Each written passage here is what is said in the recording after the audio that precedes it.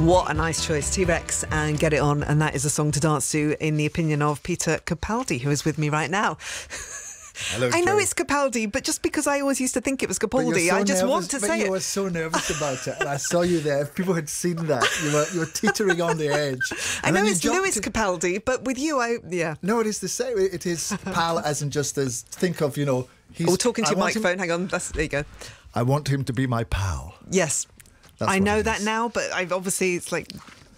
Well, it was very funny when you had Lewis on, because I was out at dinner somewhere. Oh, no, let's not go over this. And you almost got into a fight with him about the pronunciation of it. And you were proclaiming it to be the wrong way. Version, I know. Anyway, moving on. I'm just going to tear up all my questions because we have had a gazillion questions coming through for you. It's ridiculous. Okay. This is one of my favourite questions. Hang on, the one that's just come through. This is from Caitlin or Catlin. Question for Peter. Now that you're doing some more music, is there any chance for future collaboration with Lewis Capaldi? There you go.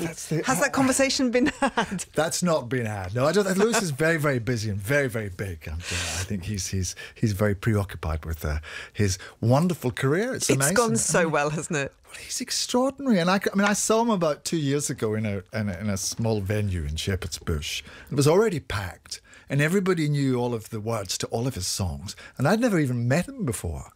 And I was absolutely knocked out. I thought it was incredible. And although, he's my cousin's son, and I didn't know him growing up, I felt so proud. I really did. And then you were in the video. I turned up in the video, because he called me and said, would I be in the video for this new song that he was doing? And I said, yeah, any pop video, I will be there. But he'd written this whole story. He's not actually in the video. And he'd written this whole story about a heart transplant, which was very moving. And it was beautiful. But the guys, the record company guys said to me, this is going to go to #1. I said, well, that'll be very nice. But we didn't know it was going to go to #1 for 7 weeks and in America. It'll be the record of the year, like Brit Awards and everything. Cool. So are you well? I'm very well, thank you. Yes, are you? I'm good, thank you. You're a rock star now, so you've got a musical project which we're going to talk about, and I'm going to play the record next. Oh, no. So tell me about Monk's Road Social. Okay, well, Monk's Road Social is a great label which collects a group of very disparate and diverse artists and musicians, and they put together albums. The label's run by Richard Clark and is curated by Dr. Robert, who's my great friend, Robert Howard from the Blue Monkeys. And they put out these albums which are usually lots of different musicians who all play on each other's songs. And they're very, very interesting and strange albums. And I happened to be around when they were recording one of them. And being as I'm such a tart for anybody with an electric guitar, when they said, do you want to hang around? Yes, I said, well, I'll come and hang around. And then Robert, who's always sort of at me to play guitar and to be musical, said, well, do you want to record something? I said, well, I don't have anything. He said, well, okay. And then I went, this was in Spain, I was on holiday, and it was close to their studio. And I thought, they're all so great. Maybe I should try and write something. So I went home, and I'd already been sort of, twiddling around, trying to, in my kind of amateur sort of way, put a song together. I thought, well, let's try and do it. So I worked over, came up with this song, played it to my wife, Elaine, because she's the person who has to decide whether or not it's good. Whether you're going to embarrass her or not, I think is the phrase. Exactly. She's in the unfortunate position of being first in the line of fire. And she said, no, I think you should take it to Robert. And so we took it to Robert and we recorded it basically in 24 hours. Wow. The whole thing. But it was 24 hours. It was half of one day and half of the next, because there was a whole queue of other artists who were coming in to do their songs. So we did this one very quickly. Okay, how are you feeling? How is this going to feel, hearing your song go out on the radio? Well, I'm so excited because it's not really, I'm not pursuing a career as a pop star. It's all sort of happened a bit by accident. So it's just fun. And it's just fun, and that's the way I want it to stay. Okay, so when we've played like Coldplay stuff in the past, Chris Martin walks out of the studio. He can't bear to be in the studio when it's played. Okay. So you can do the same thing? You're going to sit here and I'm going to turn it up to 11. Speakers to 11? Yeah, you've got to enjoy every moment. Monk's Road Social, Peter Capaldi, and If I Could Pray.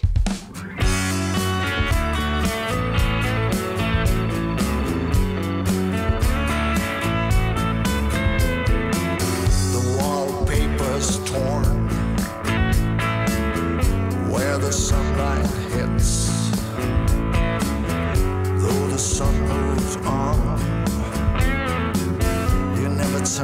your head away. Some got it easy, some got it hard, some got it made, and it all falls apart. But I hope you find your way. I hope you find your way. And if I could pray, I'd pray you'll find your way.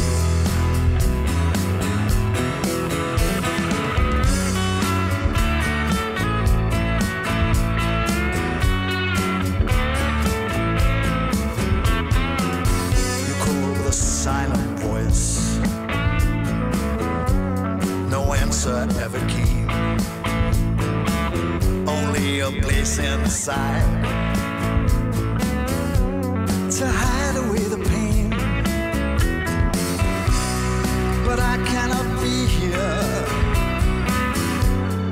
I cannot take you and lead you by the hand across the green and poison land.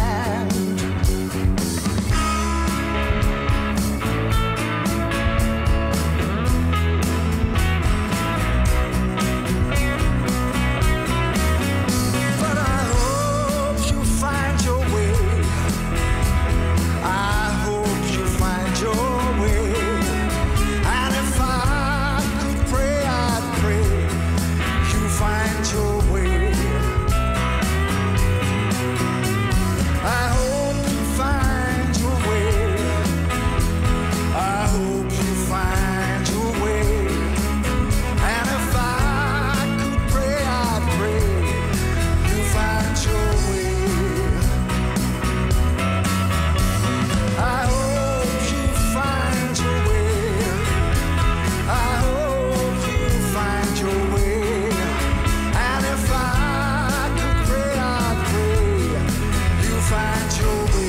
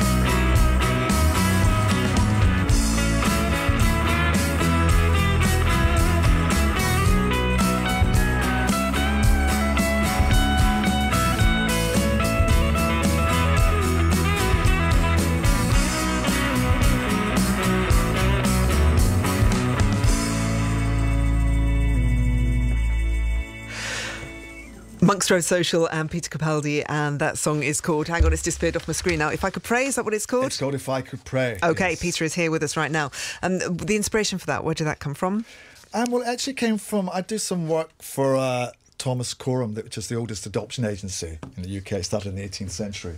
And I'm very privileged to get to do. They have an award ceremony every year for a competition they do called Coram Voices, which is for kids who have been through the care system, kids of all ages, and we ask the kids to tell us about their experiences in care by writing essays or painting pictures or making music or all kinds of creative sort of things, so that they can find an expression in art for their experiences. And I host these little awards, we hand out presents, but I get to meet the kids and they are amazing. I mean, they are absolutely, some of them have had the most troubled beginnings, but you just look at them and talk to them and they fill you with hope, you know, because they're such amazing and powerful presences. And that's why the song really is me saying, I hope you find your way, that they deserve, perhaps more than anybody, to get a break. Morgo's been in touch. Oh, yeah. Elisa won't have to worry about tuning his guitar tonight. Say hi to him from me, please. Is that your guitar tech? Yes, it is, indeed. So is there going to be a live performance? Are you actually going to be taking this out? I don't know. I mean, I haven't got a band. Well, Monks Road Social are kind of your band, so you could possibly guest I've played one with night. I've played with Robert and the Blow Monkeys, who are very patient and Get put up you. with me because they are proper musicians, and I just come on and fart around a bit. But I don't know. We'll see. I haven't rehearsed anything. That's so going to happen. Jamie and Jess in Norwich say Peter Capaldi or Iggy Pop, sounding awesome. But that's quite a nice comparison, isn't it? You'll take that one, I bet. like them, yes. So I'm you've got very short hair, but you're not bald at the moment. There has been much talk about Suicide Squad. Yes. James Gunn, isn't it, announced that you are part of Suicide Squad. He said you have a big role. Yes. Well, James is very sweet. James directs and writes the Guardians of the Galaxy films, and he's doing a version of. There was a film a couple of years ago, I think, called The Suicide Squad. This is called Suicide Squad. Margot Robbie being in both. Margot Robbie, yes, is playing Harley Quinn, and she's amazing. And Idris Elba is in it, and David Dastmalchian and Joel Kinnaman, and a great cast. And I've been doing that in America, so I've been there really until the last. I came back about 2 weeks ago. I got a little break for Christmas, and just an amazing. I was amazed at how sweet the cast were. I mean, they were all so famous. But why would they be horrible? But who are you? What do you do? I can't tell you that. Go on. I had to sign a contract. Fine. I had to sign a non-disclosure contract, so that I can't tell anybody who I am. Are you an alien or a monster? I'm somebody with no hair. Prosthetics. I have no hair. Okay. No hair and prosthetics. Okay. So, but that doesn't make me think that you're a spectacular guy. Yeah. Well, let's put it this way. No, everybody in Suicide Squad is a bad guy. True. Because they're all bad guys. Yeah. But some are worse. Badder than some others. Are badder than others. Let's play a song. You've chosen a song to cry to. So why does this make you cry?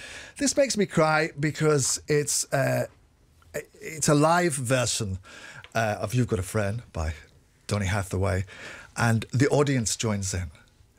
And he lets the audience sing. And I find it so moving, this kind of relationship, where between the performer, the melody, and the song, and they're singing about being nice, which is always very welcome. But yes, I usually break down in tears. You have tears. Can I let's get just some say to the tissues. listeners now, you have tears in your eyes as you're talking. I can see that. Let's play it.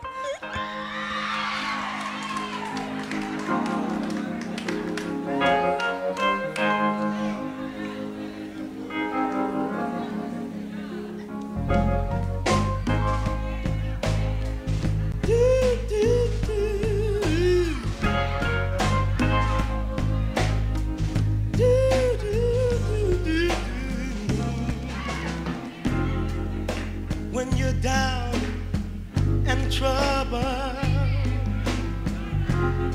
and you need some love and care, and nothing is going right.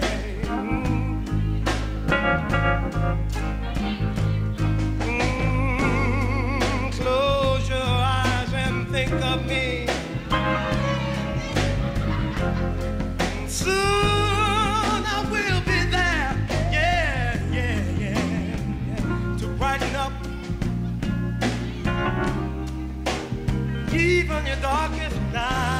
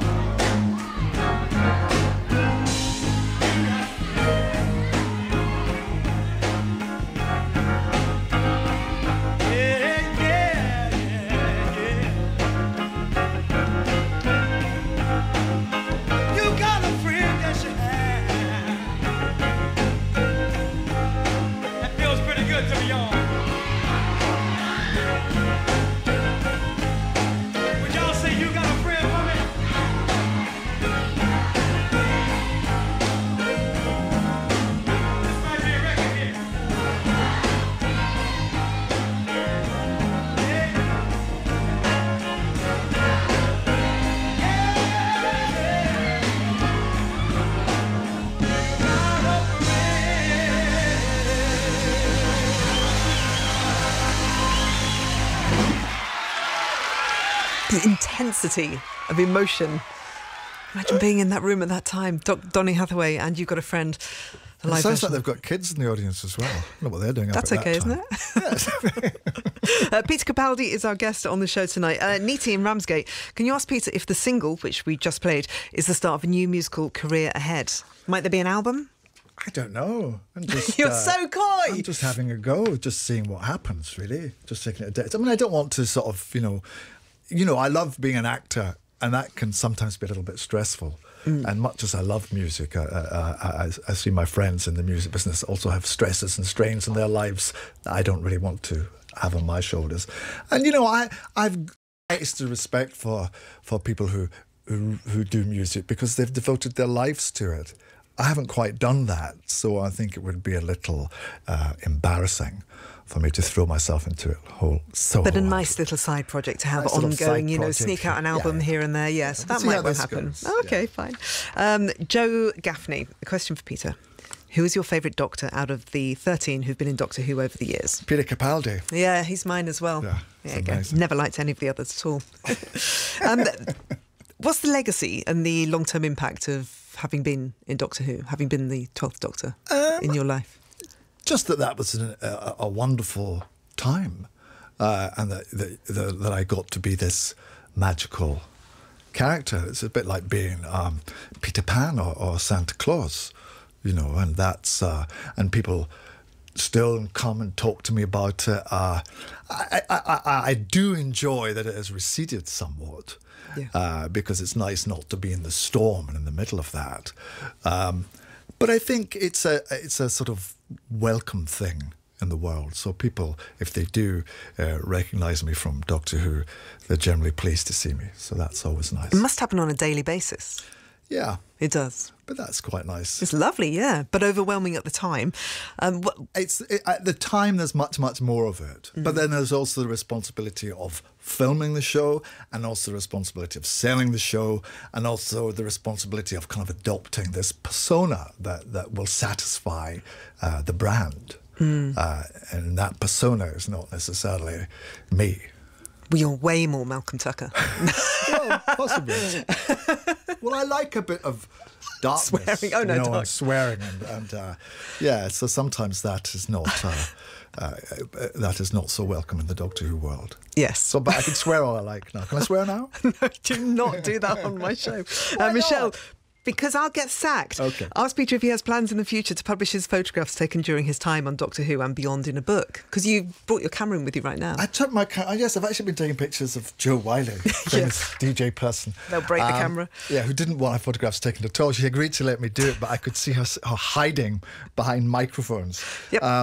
I don't know. I just realised that I had a whole pile of photographs going all the way back to the very start of my career in Local Hero, of all of these great projects, and of course, the actors and directors they let me take pictures of them because I'm right there. I'm not a kind of a pro, and so they let the mask down, and I have tons and tons of stuff. So wow, maybe this has to be seen. Incredible. Well, I have candid tons and tons of stuff going all the way back.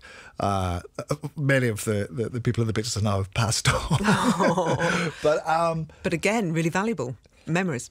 Yeah, and I'd sort of stopped after I'd finished doing Doctor Who, which was really a very kind of intense kind of time. I took a lot of pictures on that. But when I finished that job, I just wanted to stop completely and play guitar, which is what I did most of the time. And then the only thing I did was David Copperfield with Armando, which was great. And I took lots of pictures on that, which was great fun because everyone was all totted up in their Dickensian costumes, so that was lovely. But I realised I haven't done it for a while, so tonight was the first night I've got the camera out again, and we'll see what happens. OK. We should play another song. I'm going to keep you here after the news because there's too many questions to ask. So the next song is a song that reminds you of your childhood. It's from the Beatles and it's called All My Loving. What memories does it bring? Well, I was 5 when this came out. I looked that up and discovered I was 5. But obviously, when I grew up, the Beatles were just around all the time. That was they were in the air, and I can remember vividly standing on the roof of the wash house, which is we lived in a tenement in the early days in Glasgow. And there was a wash house outside, and standing on the roof of this wash house with a Beatles wig on. which was a vacuum-formed plastic thing. And was it like a mop top kind of thing? It was, but it was hard. It cut into your head. You could always tell the kids who were wearing them because it looked like they had a scar, like they had a lobotomy or something like that. It was a scar from their Beatles wake. Playing a little Beatles guitar that had their autographs on it and stuff. And there was lots of us. There was about 20 kids all doing this. And we just loved them. But of course, as the years pass and their stories unfold and they grow older and you realise that they were real human beings, the whole thing just becomes incredibly moving. I also remember my mother always sung this song, all through her life, doing the dishes and doing her housework. She always sung this. So that reminds me of her too. Close your eyes and I'll kiss you. Tomorrow I'll miss you. Remember, I'll always be true. And then while I'm away, I'll ride home every day, and I'll send all my loving to you. I'll pretend that I'm missing the lips I am missing, and hope that my dreams will come true. And then while I'm away, I'll ride home every day, and I'll send all my loving to you. All my loving I will send to you. All my loving, darling, I'll be true.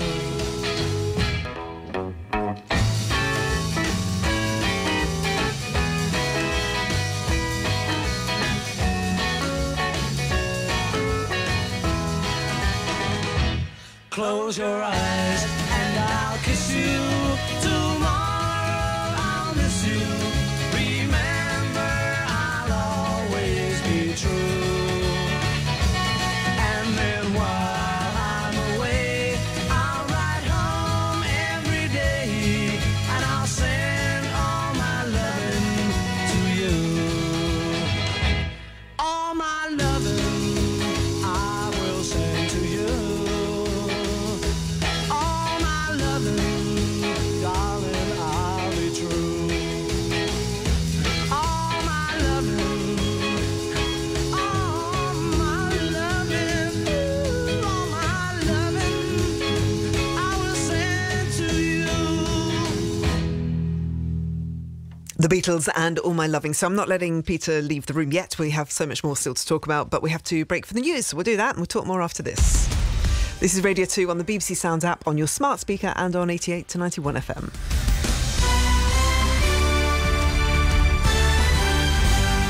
BBC News at 8 o'clock. This is Nikki Cardwell.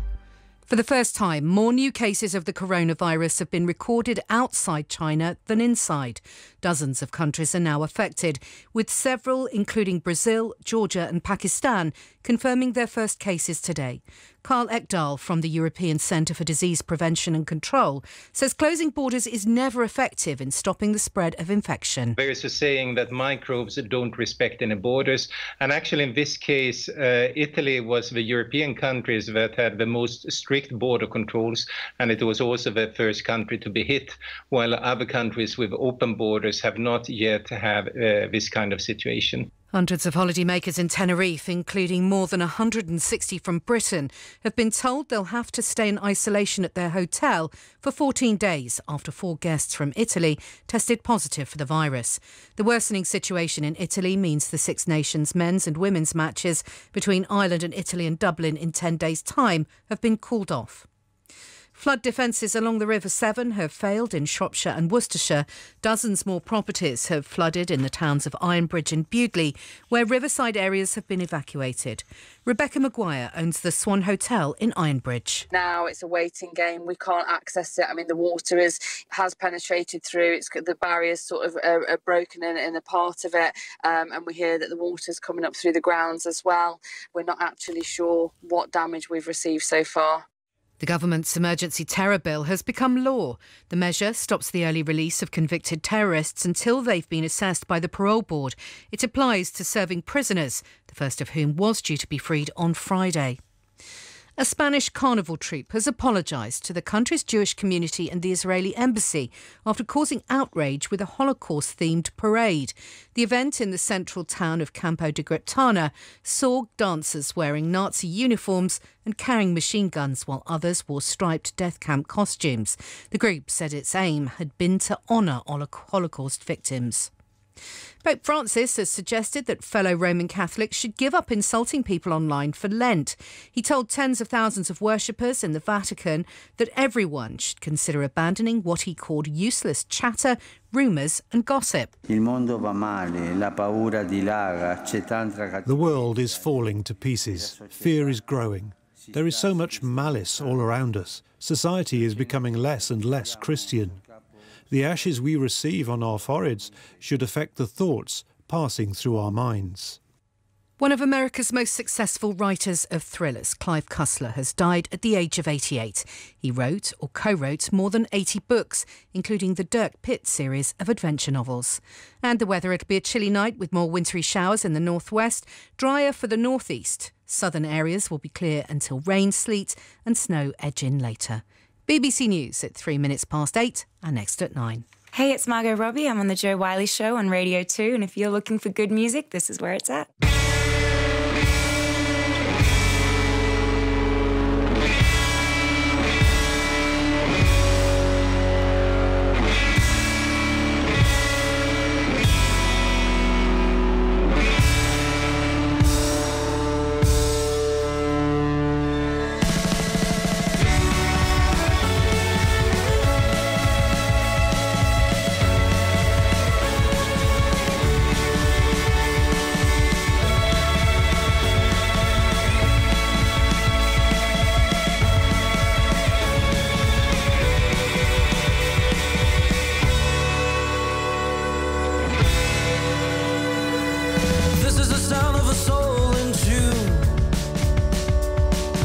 Savage desire for a soulmate.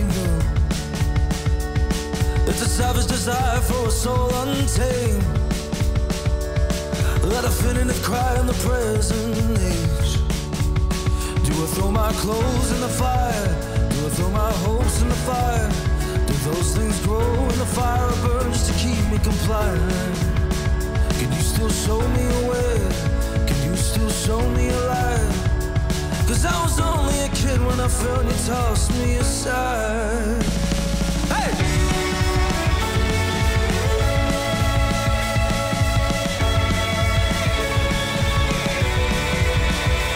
I wanna taste to see if the Lord is good. I wanna know if I'm heard and if I'm understood.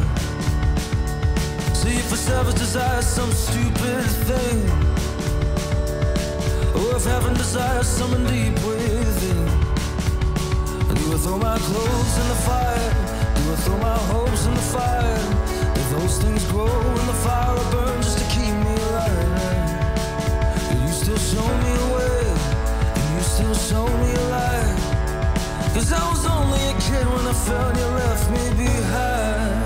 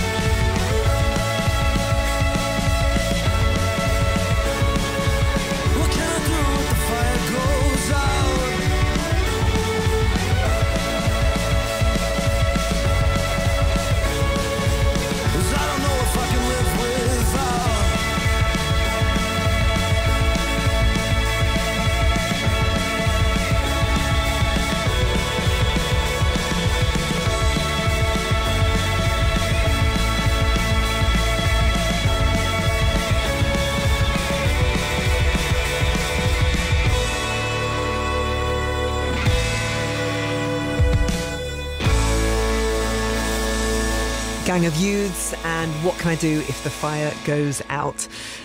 So taxi service, we do taxi service at this time. If you are out on the road and you would like me to play you a song, think of something great, and I can do that in half an hour's time.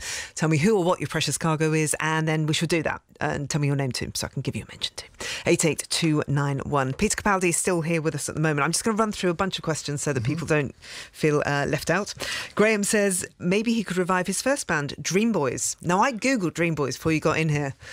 Very nice knitted tank top at one point. Oh yes, the bow tie in another. That was the Frank Spencer look. Yes. It never really caught on. I thought I was looking more like David Byrne and Talking Heads, but I wasn't really. It was more like Frank Spencer. Yes, that was my. Yeah, we had great fun. That was about 1979, 80. Yeah, with Craig Ferguson. With Craig Ferguson on the drums, yes, and we had a laugh. But not a contract, unfortunately. And not any choruses. Comments from people about your music. Sylvie from Dorset. That's great, my new favourite listen. OMG, good call, like that. Lorna Murray in East Lothian in Scotland. Sounds like Tom Waits crossed with Bon Jovi. Well, that's good. Thank you. I'll have that. You'll take that. Thank you very much. Emma Goddard near Bath. When was the last time you wore an earring? Oh, a long time ago. I've got little. If you look closely, you can see a little hole there, which is sealed up now. I can't remember when I took it out. Probably about 26 or 27. I'd be scared to try and put it. Yes, in. No, please don't put it back. No. Michelle, is that not cruel? You don't think it's cruel, so it's not cruel. Not for a 61-year-old man. Unless you're going to be a pirate in your next role. Michelle, how many takes how many takes you had to do the belly flop to the pool in After Sun? One. Just the one? Just the one. Nailed it at that. Yeah, it's easy.